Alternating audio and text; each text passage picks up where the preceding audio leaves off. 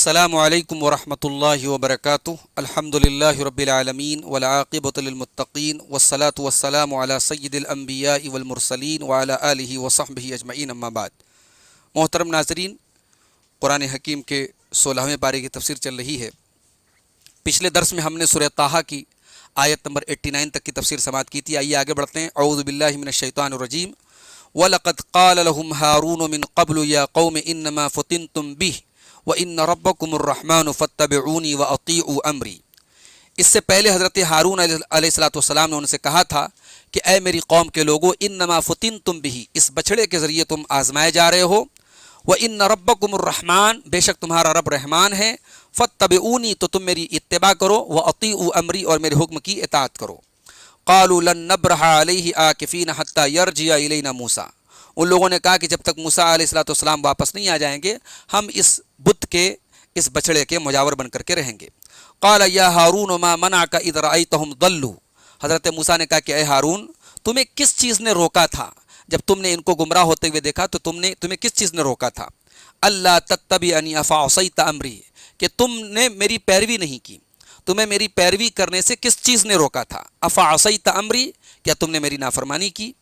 قال یا ابن ام لا تأخذ بلحیتی۔ حضرت ہارون نے کہا کہ اے میری ماں کے بیٹے، لا تأخذ بلحیتی، میری داڑھی کو مت پکڑو، ولا برأسی، اور میرے سر کو مت پکڑو۔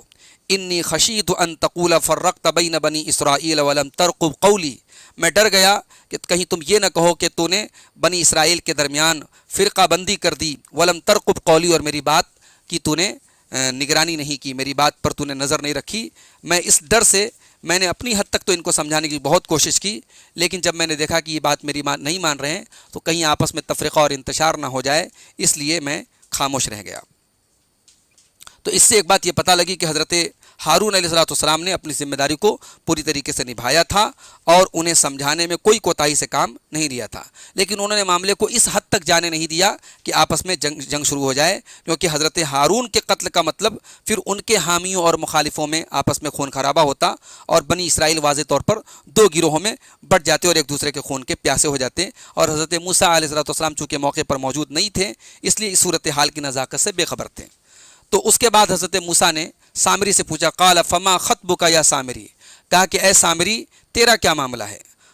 قال بصرت بما لم يبصروا به فقبضت قبضة من اثر الرسول فنبذتها وكذلك سولت لي نفسي، کہا کہ میں نے وہ دیکھا جسے اور لوگوں نے نہیں دیکھا۔ فقبضت قبضة من اثر الرسول، اور میں نے اللہ تعالیٰ کے فرشتے کے نقش قدم میں سے ایک مٹھی لے لی، فنبذتها، اور اسے پھر ڈال دیا، وَكَذَلِكَ سَوَّلَتْ لِي نَفْسِي، اور اسی طرح میرے دل نے میرے لیے اس بات کو سجایا اور سنوارا، میرے دل میں یہ بات آئی، میں نے ایسا کیا۔ یعنی حضرت جبریل یہاں مراد ہیں کہ حضرت جبریل کے گھوڑے کو گزرتے ہوئے سامری نے دیکھا اور اس کے قدموں کے نیچے کی مٹی اس نے سنبھال کر کے رکھی، جس کے اندر کچھ خرق عادت اثرات تھے، یعنی سپر نیچرل اس کے اندر تاثیر تھی، اور اس مٹی کی مٹھی جو ہے اس نے پگھلے ہوئے زیورات میں یا بچھڑے میں ڈالی تو اس میں ایک قسم کی آواز نکلنا شروع ہو گئی۔ قال اذهب فإن لك في الحياة أن تقول لا مساس وإن لك موعدا لن تخلفه وانظر إلى إلهك الذي ظلت عليه عاكفا لنحرقنه ثم لننسفنه في اليم نسفا۔ حضرت موسیٰ نے کہا کہ تو چلا جا، فإن لك في الحياة أن تقول لا مساس، تو اب تیری زندگی میں تیری سزا یہی ہے کہ تو لا مساس کہے گا، تو سب سے کہے گا مجھے چھوؤ مت، یعنی عمر بھر تو یہی کہتا رہے گا کہ مجھے چھونا مت، کیونکہ اس کو چھونے والا ایک شدید قسم کے بخار میں اور بیماری میں مبتلا ہو جاتا ہے۔ اس لیے جب یہ کسی انسان کو دیکھتا تھا تو فوراً چیخ اٹھتا تھا اور کہتا تھا لا مساسا، مجھے چھوؤ نہیں، اور پھر یہ انسانوں کی بستی سے نکل کر کے جنگل میں چلا گیا جہاں جانوروں کے ساتھ اس کی ساری زندگی گزری اور عبرت کا نمونہ بنتا رہا۔ لوگوں کو گمراہ کرنے کے لیے اس نے اتنی بڑی بڑی چال چلی مگر خود دنیا اور آخرت میں بدترین سزا سے دوچار ہوا۔ اس کے بعد حضرت موسیٰ نے کہا وَإِنَّ لَكَ مَوْعِدًا لَن تُخْلَفَ، اور تیرے لیے ایک وعدہ ہے، ایک وقت کا وعدہ ہے جو تجھ سے ہرگز نہ ٹلے گا، یعنی یہ تو دنیا کا عذاب ہے، جو آخرت کا عذاب ہے وہ بھی تجھے ہر حال میں پہنچے گا۔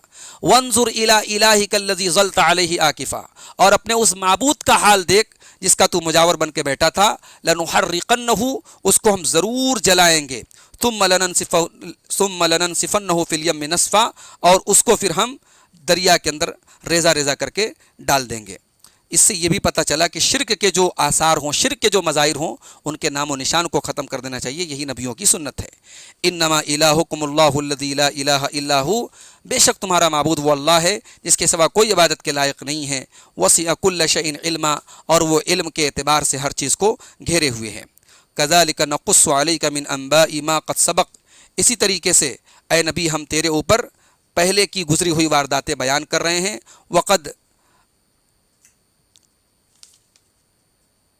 وقد آتیناک من لدنا ذکرا، اور یقیناً اے نبی ہم نے تجھے اپنے پاس سے نصیحت عطا فرمائی ہے. ذکر عطا فرمایا ہے، ذکر سے مراد یہاں قرآن ہے. من اعرض عنہ فانہ یحمل یوم القیامۃ وزرا، جو اس قرآن سے منہ پھیرے گا تو وہ قیامت کے دن بہت بڑا بوجھ اٹھائے گا، بہت بڑا بوجھ اٹھائے گا، یعنی اس کا جو نام اعمال ہوگا وہ گناہوں سے بھرا ہوا ہوگا. خالدین فیہا، اور اس اللہ کے عذاب میں وہ ہمیشہ رہے گا. وساء لهم یوم القیامت حملا، اور قیامت کے دن ان کے لیے بہت ہی برا بوجھ ہے.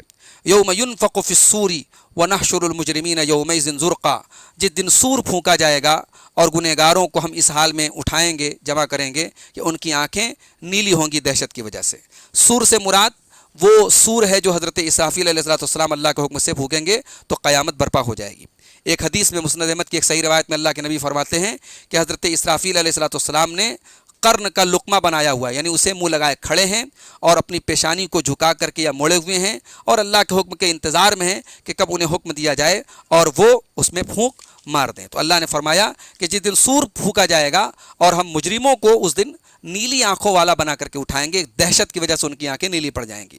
یتخافتون بینہم ان لبثتم الا عشرا، اور وہ آپس میں چپکے چپکے کہہ رہے ہوں گے کہ ہم تو دنیا میں صرف 10 دن رہے.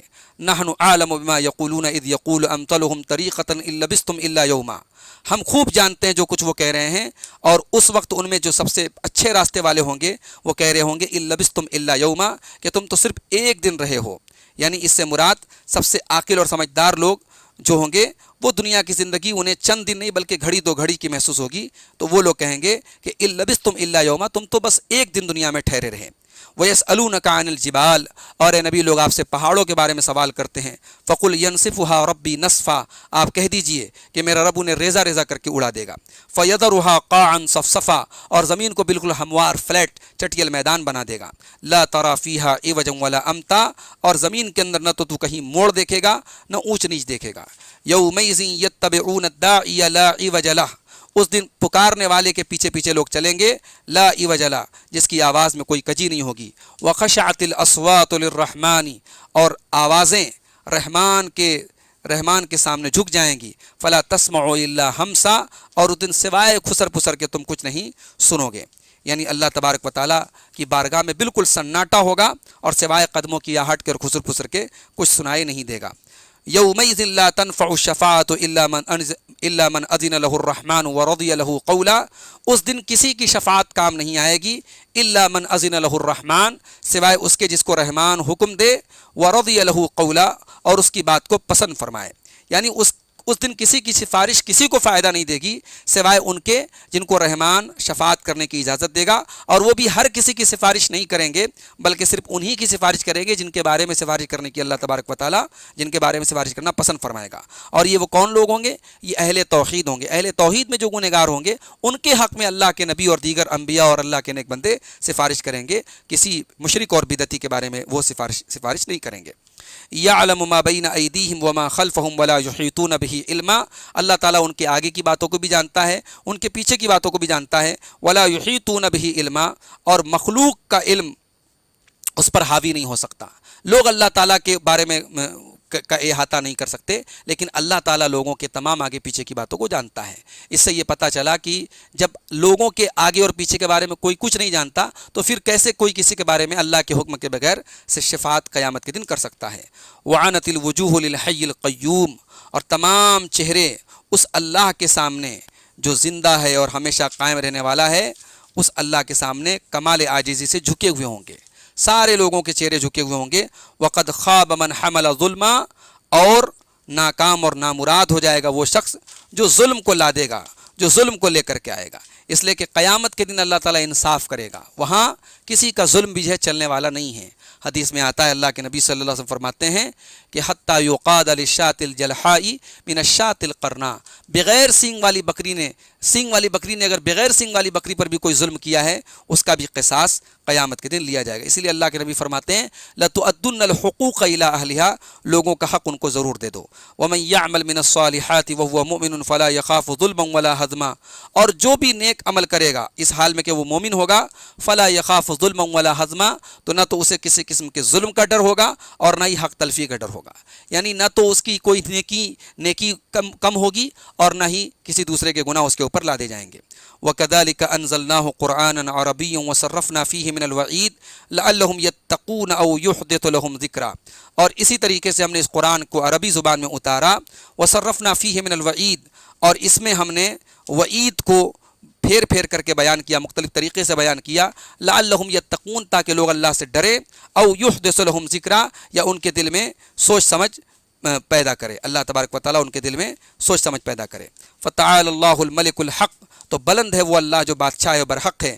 ولا تعجل بالقرآن من قبل ان یقضى الیک وحیہ، اور اے نبی اس قرآن کے سلسلے میں آپ جلد بازی سے کام نہ لیں اس کے پہلے کہ اس کی وحی آپ کی طرف پوری کی جائے۔ وقل رب زدنی علما، اور آپ کہیے کہ اے میرے رب میرے علم میں زیادتی عطا فرما۔ چونکہ حضرت جبریل علیہ السلام جب اللہ کے نبی کے پاس آتے تھے اور آپ کے اوپر قرآن کو نازل کرتے تھے تو اللہ کے نبی جلدی جلدی پڑھتے تھے کہ کہیں کچھ حصہ بھول نہ جائے، تو اللہ تعالیٰ نے منع کیا اور تاکید کی کہ پہلے غور سے سنیے اور اس کے بعد جو ہے آپ اس کو پڑھیے، اس لیے کہ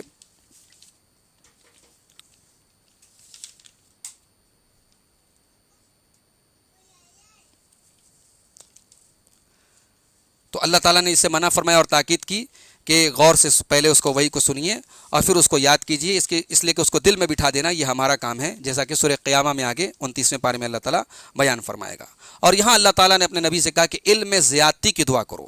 اس میں علماء کے لیے بھی ایک نصیحت ہے کہ وہ فتویٰ دینے کے پہلے پوری تحقیق کر لیں، جلد بازی سے بچیں، اور علم میں اضافہ کرنے کی جو صورتیں ہیں ان کو اختیار کرنے میں کوئی کوتاہی نہ کریں۔ علم سے مراد یہاں کیا ہے؟ علم سے مراد یہاں قرآن و حدیث کا علم ہے، اور قرآن میں اسی کو علم سے تعبیر کیا گیا ہے اور اسی کے حاملین کو علماء قرار دیا گیا ہے۔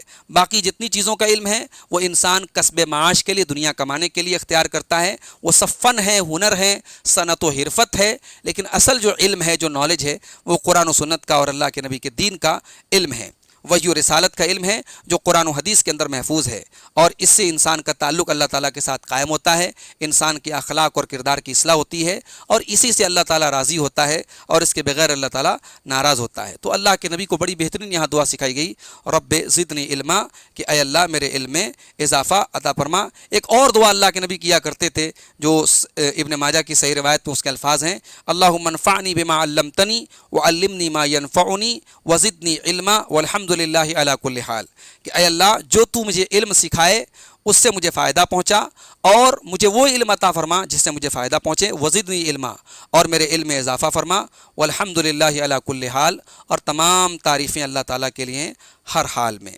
تو یہ سورہ طٰہٰ کی آیت نمبر 90 سے لے کر کے 114 تک کی آیات تھیں۔ اس میں ایک بات حضرت موسیٰ علیہ السلام کے بارے میں معلوم ہوئی کہ بڑے جلالی پیغمبر تھے، اور غصے میں انہوں نے اپنے بھائی حضرت ہارون کی داڑھی کو پکڑ لیا تھا جب انہوں نے اپنی قوم کو بچڑے کی عبادت میں دیکھا۔ حضرت ہارون کے بارے میں پتہ چلا کہ انہوں نے اپنی قوم کی خیر خواہی میں اور ان کو بچڑا پرستی سے روکنے میں کوئی کوتاہی نہیں کی، اپنی طرف سے انہوں نے بھرپور کوشش کی۔ ایک بات یہ بھی معلوم ہوئی کہ کبھی کبھی اللہ تعالیٰ انبیاء اور صالحین کے تبرکات کو بھی لوگوں کے لیے فتنے کا سبب بنا دیتا ہے۔ یہاں حضرت جبریل علیہ السلام کے گھوڑے کے قدم کے نیچے کی جو مٹی تھی اس کے ذریعے سامری نے اس بچڑے کے اندر جو ہے آواز وغیرہ کا معاملہ پیدا کیا، اور وہ لوگوں کے لیے ایک فتنے کا سبب بن گیا۔ ایک بات یہ بھی معلوم ہوئی کہ سامری کا انجام بہت برا ہوا، جو اس نے شرک کی ایجاد کی تھی اس قوم کے اندر، اللہ تعالیٰ نے بڑی ذلت والی زندگی اور موت اس کو عطا کی۔ اور ایک بات یہ بھی معلوم ہوئی کہ شرک کے مظاہر کو، جہاں شرک ہو رہا ہو، ان نشانات کو، ان آثار کو مٹانا چاہیے۔